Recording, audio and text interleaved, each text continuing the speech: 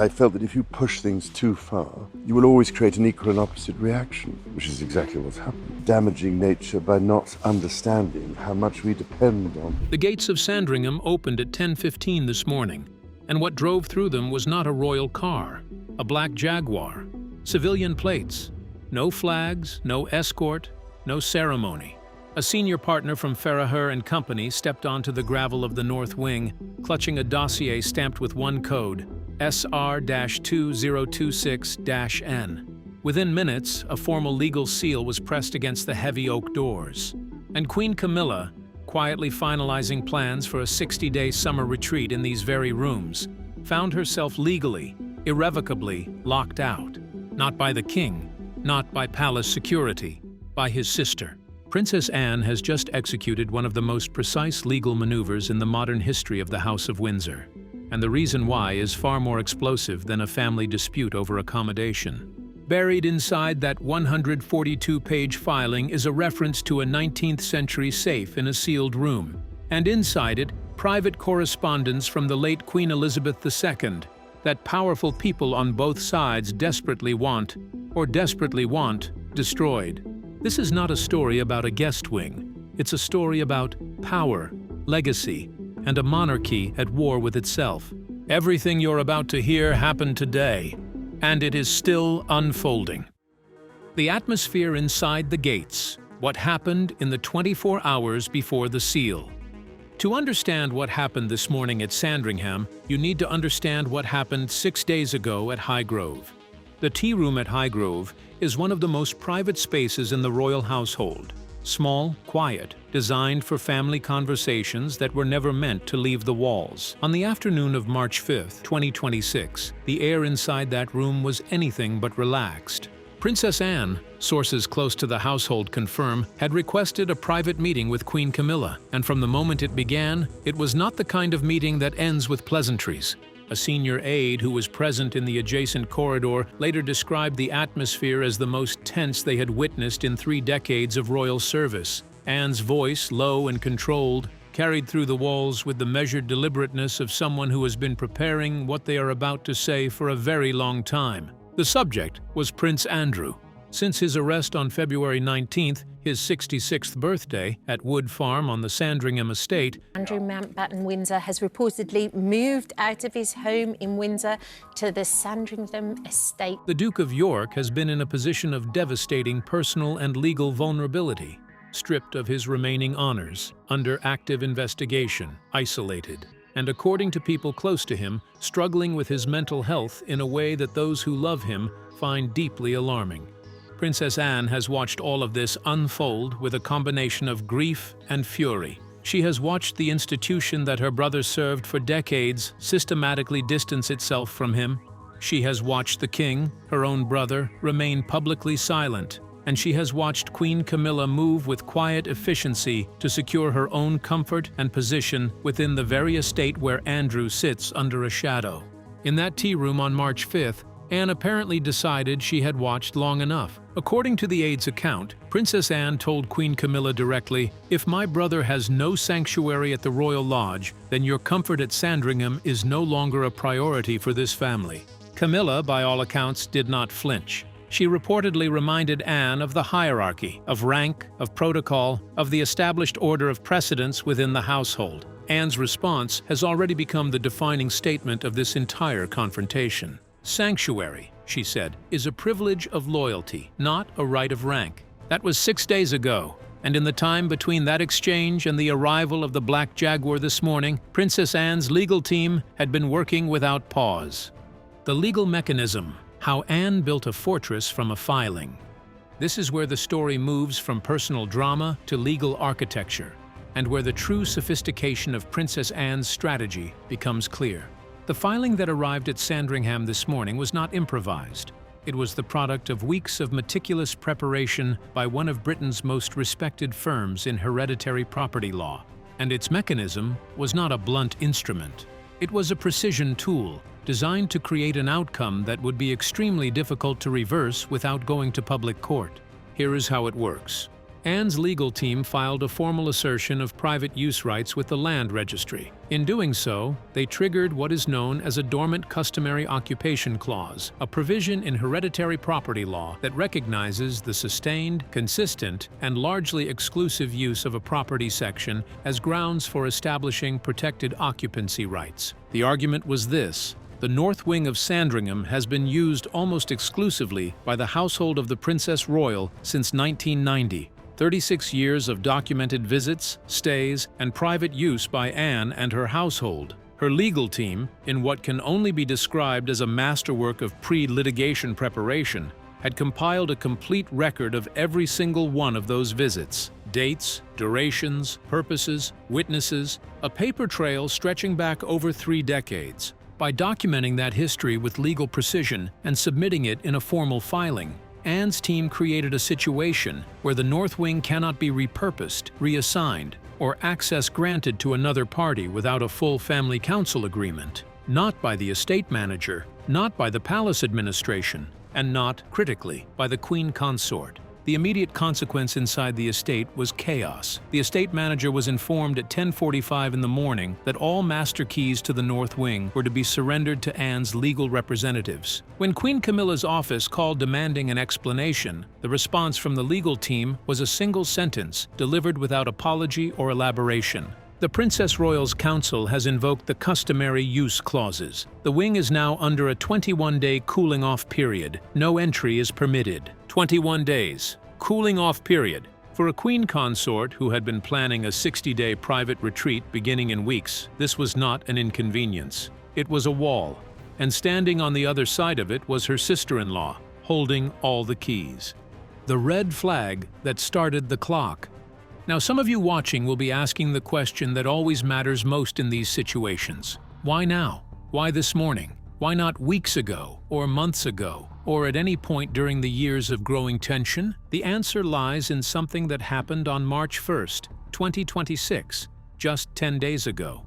Investigative records reviewed by our team reveal that on that date, Queen Camilla quietly moved to transfer her personal property, Ray Mill House, an £850,000 estate, to a new legal arrangement.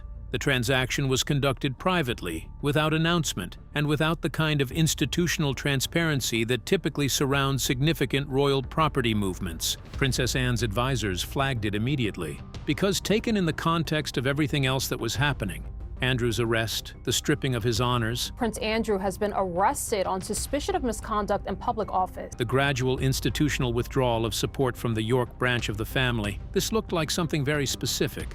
It looked like Camilla was preparing not just for a summer retreat at Sandringham. She appeared to be positioning for a permanent expansion into the estate's most private sectors, the North Wing, the Blue Room, the spaces that, for over 3 decades, had been associated with the household of the Princess Royal and the presence of the York family. To Princess Anne, this was not just a territorial encroachment. It was something more symbolic and more serious, the systematic erasure of the York and royal footprints from Sandringham, the quiet overriding of a family's presence in their own ancestral home. And that is when Anne stopped watching and started acting.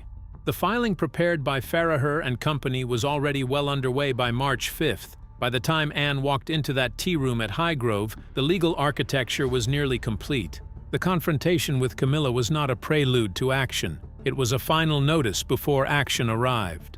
The black Jaguar that pulled through the gates at 10:15 this morning was not a surprise. It was the conclusion of a plan weeks in the making. What is inside the Blue Room safe and why it matters? Now we arrive at the detail that transforms this story from a significant royal dispute into something that will be discussed for decades. Inside the 142-page legal filing of SR 2026N, buried in the technical language of property law and occupancy rights, there is a reference to the contents of a specific room in the North Wing, the Blue Room. And inside the Blue Room, according to the filing, sits a 19th century safe. That safe is the reason the most powerful people inside Sandringham today are not arguing about floor plans. According to investigative sources who have reviewed portions of the filing, that safe contains the private correspondence of the late Queen Elizabeth II regarding what insiders have described as the Andrew problem. The former Prince Andrew once had a reputation as his mother's favourite. letters, documents, private communications written by the monarch herself on the subject of her second son, his conduct, his circumstances, and critically, her personal wishes for how he should be treated by the institution going forward. Queen Camilla, sources say, wants those letters destroyed, not reviewed, not preserved, destroyed. The argument from her corner is one of institutional protection, that surfacing the late Queen's private deliberations on Andrew's situation would create exactly the kind of public vulnerability the monarchy cannot afford in its current state. Princess Anne's position is the precise opposite. She has locked the door specifically to ensure that those letters stay exactly where they are, untouched, unreviewed, and beyond the reach of anyone who might benefit from their disappearance. Think about what this means. We are not just watching a dispute over accommodation. We are watching a battle over the historical record itself, over the question of whether a mother's private words about her own son will survive, or whether they will be quietly removed from existence to protect institutional comfort. And here is the detail that raised every temperature inside those walls this afternoon. A person landed at Heathrow Airport 30 minutes ago. Former private secretary to the late Queen Elizabeth II. They cleared customs carrying a diplomat-style briefcase. They were met by a private security detail that originated not from Buckingham Palace, but from a source our team has not yet been able to confirm. They are currently traveling toward Norfolk, and they are the only person who knows the combination to that safe. The Queen at the crossroads and Charles in the study. Let us take a moment to consider Queen Camilla's position, because it deserves serious analysis. She is 78 years old. She has spent decades navigating one of the most difficult paths to acceptance in modern royal history. The public hostility she once faced was real and at times genuinely brutal. She absorbed it. She outlasted it. She earned the title of Queen Consort with a patience and discipline that many of her harshest critics eventually came to respect. And now she finds herself locked out of a guest wing by her sister-in-law. Sources close to the Queen's household describe her reaction as one of intense, controlled fury, the kind that does not express itself in raised voices but in clipped, precise communications through intermediaries. When her office called the estate manager, demanding an explanation, and received the response about the cooling-off period, she was reportedly silent for a long moment before saying to her chief of staff, "Why is a civilian being given passage through the gates when the Queen Consort is being treated as a trespasser in her own home?" The chief of staff had no answer. Meanwhile, King Charles spent the morning and early afternoon in his private study at Sandringham, reportedly refusing all calls from both his wife and his sister. The image this creates is arresting. A king, dealing with his own serious health challenges, sitting alone in a room while the two women closest to him fight a legal war on either side of a locked door.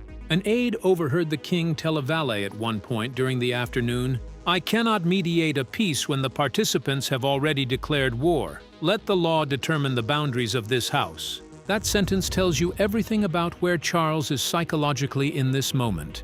He is not refusing to engage because he does not care. He is refusing because he understands, perhaps better than anyone else in that building, that whatever comes out of this confrontation will define the character of his reign in ways that no public statement can undo.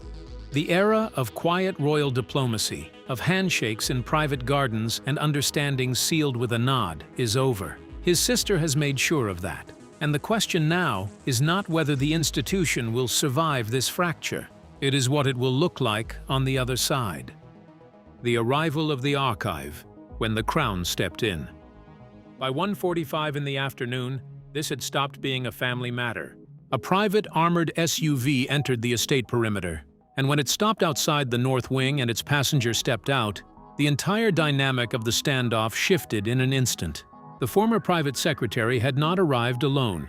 He had been accompanied on the flight from London by a senior official from the Royal Archives, carrying a sovereign injunction issued under the Protocol of 1952, one of the oldest and least used provisions in the administrative history of the British monarchy. Here is what that protocol does. When the Royal Archives formally recognize a state of familial dispute involving sovereign correspondence, they have the authority to declare the affected space a sovereign neutral zone. The mechanism has 3 steps.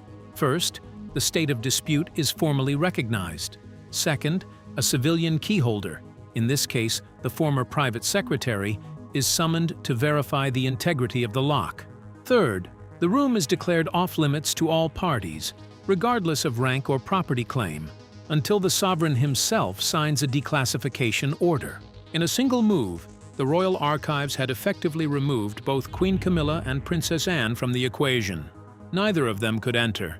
Neither of them could make decisions about what happened next. The Blue Room safe had become a matter of state. Camilla's legal team was reportedly incandescent. Anne's response, by contrast, was glacial. When the archive official presented the injunction to her at the top of the North Wing steps, she held his gaze for a moment before asking, with the precision of someone who had already considered this possibility, "Are you here to uphold the late Queen's final wishes, or are you here to act as an agent of the King's hesitation?" The official's reply was formal and final. "I am here to ensure that the contents of the Blue Room safe remain a matter of state, not a matter of family dispute." By 3:15 in the afternoon, a specialized unit of the Metropolitan Police's Royalty and Specialist Protection Branch had positioned itself around the perimeter of the North Wing. The doors to the Blue Room were closed. The safe was still sealed, and the briefcase was sitting on the table in the estate manager's office, its contents the most important unknown in British royal life right now. William's intervention. The heir enters the room. At some point in the late afternoon, the civilian keyholder sitting in the estate manager's office looked at his watch and made a phone call. The identity of the person on the other end of that call is the detail that reorients everything. It was Prince William, calling from a secure line. A junior staff member present during the call narrated that the Prince of Wales spoke with what they described as a chilling, quiet authority, the tone of someone who has been watching this situation build from a distance and has decided that the moment to act is now. William reportedly told the keyholder, "The contents of that safe are a bridge to our past, not a weapon for the present. Hold your position until my arrival." With those two sentences, the heir to the throne effectively superseded both his stepmother and his aunt. He was not acting as a peacemaker.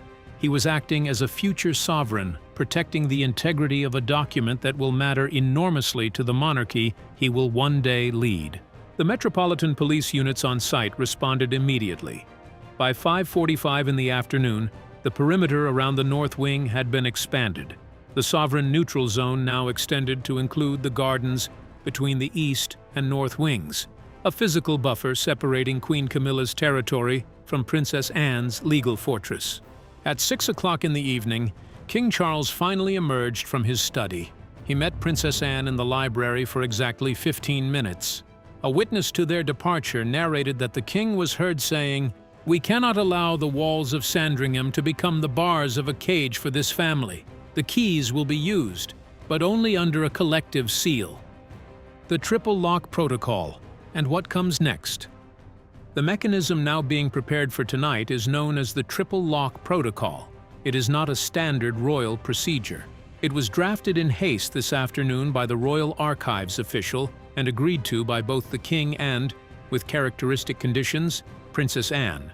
Under the protocol, the 19th century safe in the Blue Room will be opened only when 3 distinct keys are inserted simultaneously. One held by King Charles, one held by Princess Anne, the third held by the civilian keyholder, acting as a neutral witness for the Royal Archives. Queen Camilla is not part of the protocol. She has no key. She will not be in the room. The implications of that exclusion are worth sitting with for a moment. The woman who wanted those letters destroyed will not be present when they are opened. The woman who fought to protect them will be. Whatever is inside that safe, whatever private words the late Queen wrote about her son Andrew in the final years of her reign, will be read tonight by the people who have the most invested in what they say. William's helicopter was spotted over the estate perimeter at 6:30 in the evening. The lights in the North Wing have been turned on. The briefcase has been moved from the manager's office to the threshold of the Blue Room. The triple lock protocol is scheduled for 10:30 tonight, and the question that no one inside those walls can answer yet, the question that hangs over every conversation, every clipped phone call, every tense meeting in every corridor of that estate, is this: what did Queen Elizabeth II actually write about her son?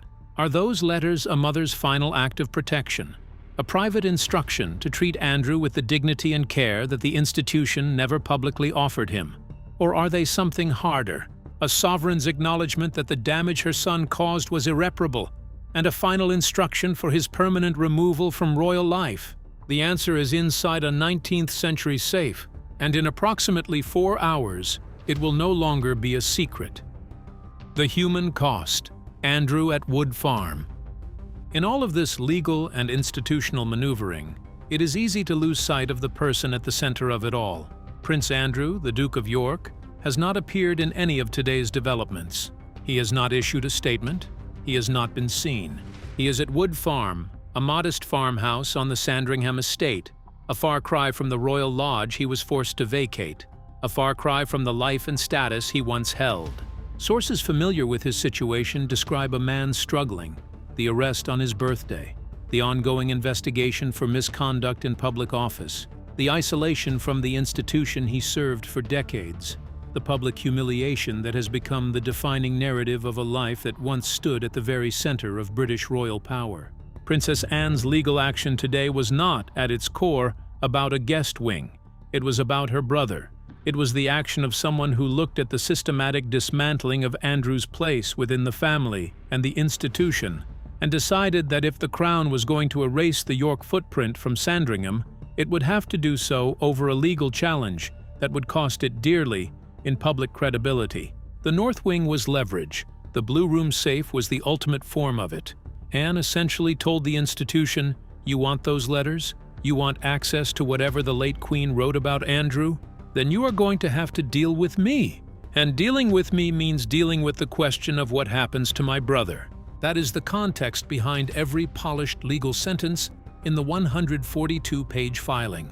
A sister fighting for her brother through the only language the institution currently respects, litigation.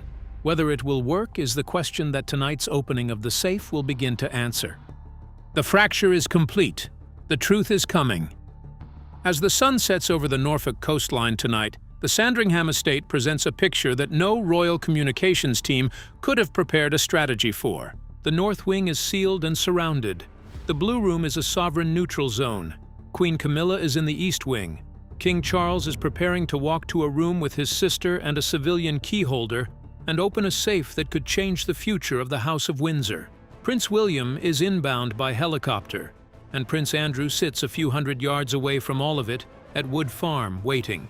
The Royal Archives have taken custody of a dispute that began as a family argument over accommodation and has become a constitutional moment. The era of quiet gentlemen's agreements within the House of Windsor is not fading. It ended today, at 10:15 this morning, when a black Jaguar pulled up to a gravel path and a lawyer stepped out with a dossier. Princess Anne told her lead solicitor during the preparation of this filing, in words that will outlast this controversy, "We are not here to ask for permission. We are here to document a fact of possession that has existed for 36 years. If the Crown wants the wing back, let them serve me in court." She built a legal fortress to protect her brother. She locked a door to preserve a truth. And she did it with the cold, clear-eyed precision of someone who has long since stopped expecting the institution to do the right thing on its own. Whether the papers inside that vault vindicate her, destroy everything she has fought for, or open a chapter more complicated than anyone has yet anticipated, the fracture is complete. The Sandringham North Wing is no longer just a place. It is the fault line of a monarchy in crisis. And in a few hours, whatever has been hidden at the heart of it for decades will be brought into the light. The monarchy has entered its most dangerous phase, a legal civil war, where solicitors speak louder than family elders, where loyalty is measured in court filings rather than private conversations, and where the most powerful document in the building is not a royal decree. It is a combination to a safe that only one person knows. Stay with us. This story is not over.